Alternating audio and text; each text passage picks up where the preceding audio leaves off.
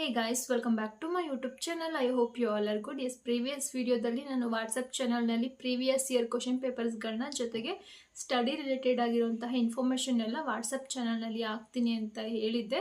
So ತುಂಬ ಜನ WhatsApp ಚಾನಲ್ಗೆ ಸಬ್ಸ್ಕ್ರೈಬ್ ಮಾಡ್ಕೊಂಡಿದ್ದೀರಾ, ಜೊತೆಗೆ ಅಲ್ಲಿರುವಂತಹ ಇನ್ಫಾರ್ಮೇಷನ್ನ ಕೂಡ ನೋಡಿದ್ದೀರಾ ಅಂತ ಅಂದ್ಕೊಂಡಿದ್ದೀನಿ.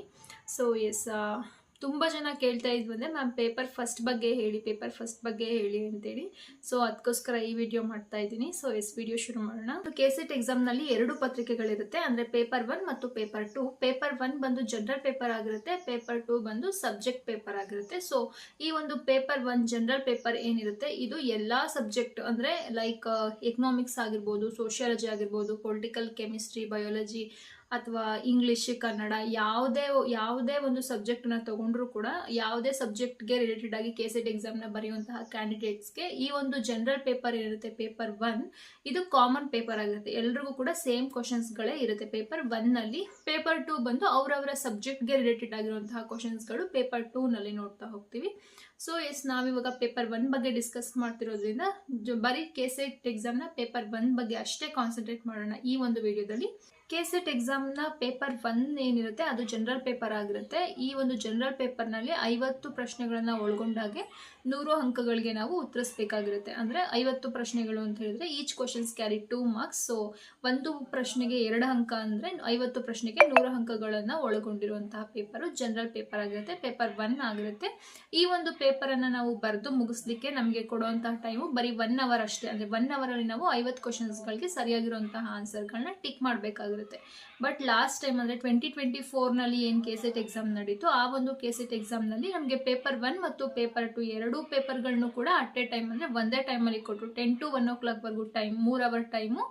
ಆ ಒಂದು 3 ಅವರ್ ಟೈಮಲ್ಲಿ ನಾವು ಪೇಪರ್ 1 ಮತ್ತು ಪೇಪರ್ 2 ಎರಡೂ ಕೂಡ ಸಾಲ್ವ್ ಮಾಡಬೇಕು. ಅಂದರೆ ಸಾಲ್ವ್ ಮಾಡಿದೆ ಮೀನ್ಸ್ ಸರಿಯಾಗಿರುವಂತಹ ಆನ್ಸರ್ಗಳಿಗೆ ಟಿಕ್ ಮಾಡಬೇಕು ಅಂತ ಹೇಳಿ 2 ಪೇಪರ್ನು ಕೂಡ ಒಟ್ಟಿಗೆ ಕೊಟ್ಟರು ಲಾಸ್ಟ್ ಇಯರ್ನಲ್ಲಿ. ಬಟ್ ಅದಕ್ಕಿಂತ ಹಿಂದಿನ ವರ್ಷಗಳಲ್ಲೆಲ್ಲೂ ಬರೀ 1 ಅವರ್ ಅಷ್ಟೇ. ಅಂದರೆ ಪೇಪರ್ 1ಗೆ 1 ಅವರ್ ಟೈಮ್ ಇರುತ್ತೆ, ಅಷ್ಟರೊಳಗಡೆ ಮುಗಿಸ್ಬಿಡ್ಬೇಕು. ಅದಾದಮೇಲೆ ಹಾಫ್ ಅನ್ ಅವರ್ ಅಥವಾ 1 ಅವರ್ ಏನೋ ಗ್ಯಾಪ್ ಕೊಟ್ಟು ಅದಾದಮೇಲೆ ಪೇಪರ್ 2ಗೆ ಮತ್ತೆ ಅಗೈನ್ ಆ ಒಂದು ಎಕ್ಸಾಮ್ ಹಾಲ್ಗೆ ಹೋಗಿ ಮತ್ತೆ ಪೇಪರ್ 2ಗೆ ನಾವು ಆನ್ಸರ್ ಮಾಡಬೇಕಾಗಿರ್ತಿತ್ತು. ಬಟ್ ಲಾಸ್ಟ್ ಇಯರ್ ಮಾತ್ರ 2024 ನವಂಬರಲ್ಲೇನೋ ಎಕ್ಸಾಮ್ ಆಯ್ತಲ್ಲ, ಸೊ ಆ ಒಂದು ಎಕ್ಸಾಮಲ್ಲಿ ಮಾತ್ರ 10 to 1 o'clock ಕಂಟಿನ್ಯೂಸ್ ಆಗಿ ಆಚೆ ಎಲ್ಲೂ ಬಿಡ್ದೇನೆ 10 to 1 ಕಂಟಿನ್ಯೂಸ್ಸು ಪ್ರಾರಂಭದಲ್ಲೇ ಅಂದರೆ ಮಾರ್ನಿಂಗ್ ಪೇಪರ್ 1 ಏನು ಕೊಟ್ರಲ್ಲ ಆಗ್ಲೇ ಆ ತಕ್ಷಣಕ್ಕೆ ಪೇಪರ್ 2ನ ಕೂಡ ಆಗ್ಲೇ ಕೊಟ್ಟರು.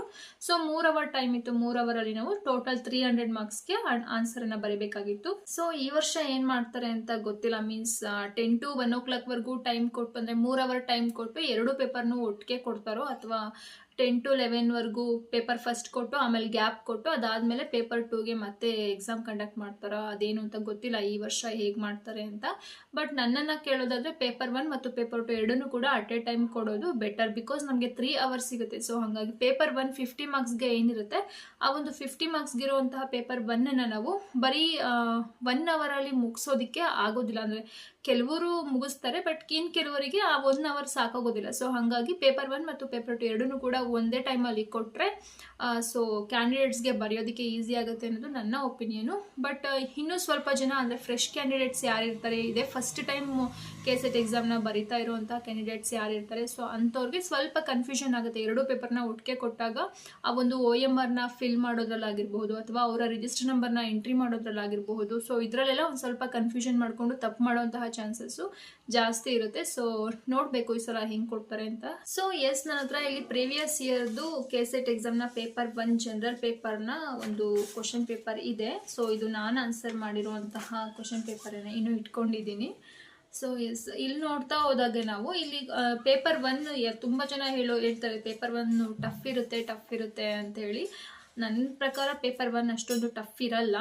ನಾವು ಸ್ವಲ್ಪ ಯೋಚನೆ ಮಾಡಿ ಆನ್ಸರ್ ಮಾಡಬೇಕಾಗುತ್ತೆ. ಜೊತೆಗೆ ಈ ಒಂದು ಪೇಪರ್ 1 ಯಾರಿಗೆಲ್ಲ ಸಿಕ್ಕಾಪಟ್ಟೆ ಈಸಿ ಅಂತ ನನ್ನನ್ನು ಕೇಳೋದಾದರೆ, ಈ BEdನ್ನು ಯಾರು ಮಾಡ್ಕೊಂಡಿರ್ತಾರೆ ಸೊ ಅಂಥವ್ರಿಗೆ ಈ ಕೆಸೆಟ್ ಎಕ್ಸಾಮ್ನ ಪೇಪರ್ 1 ತುಂಬಾ ಈಸಿ ಅಂತ ಹೇಳ್ಬೋದು.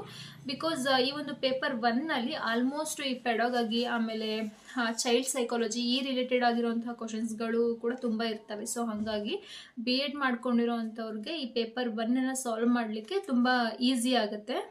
ಸೊ ಎಸ್, ಈ ಒಂದು ಪೇಪರ್ 1ನಲ್ಲಿ ಆಲ್ಮೋಸ್ಟ್ ಚೈಲ್ಡ್ ಸೈಕಾಲಜಿಯನ್ನು ಜಾಸ್ತಿ ಕೇಳಿದ್ದಾರೆ, ಜೊತೆಗೆ ಕಂಪ್ಯೂಟರ್ ರಿಲೇಟೆಡ್ ಆಗಿರುವಂತಹ ಕ್ವಶನ್ಸ್ಗಳನ್ನು ಕೂಡ ಜಾಸ್ತಿ ಕೇಳಿದ್ದಾರೆ. ಜೊತೆಗೆ ಈ ಒಂದು ಮೆಂಟಲ್ ಎಬಿಲಿಟಿ ಕ್ವಶನ್ಸ್ಗಳೇನಿದೆ ಆ ಕ್ವಶನ್ಸ್ಗಳು, ಜೊತೆಗೆ ಒಂದಷ್ಟು ಒಪ್ಪಂದಗಳನ್ನು ಕೇಳಿದ್ದಾರೆ. ಆಮೇಲೆ ಶಿಕ್ಷಣ ಕ್ಷೇತ್ರಕ್ಕೆ ಸಂಬಂಧಿಸಿದಂತಹ ಒಂದಷ್ಟು ಕ್ವಶನ್ಸ್ಗಳನ್ನು ಕೇಳಿದ್ದಾರೆ.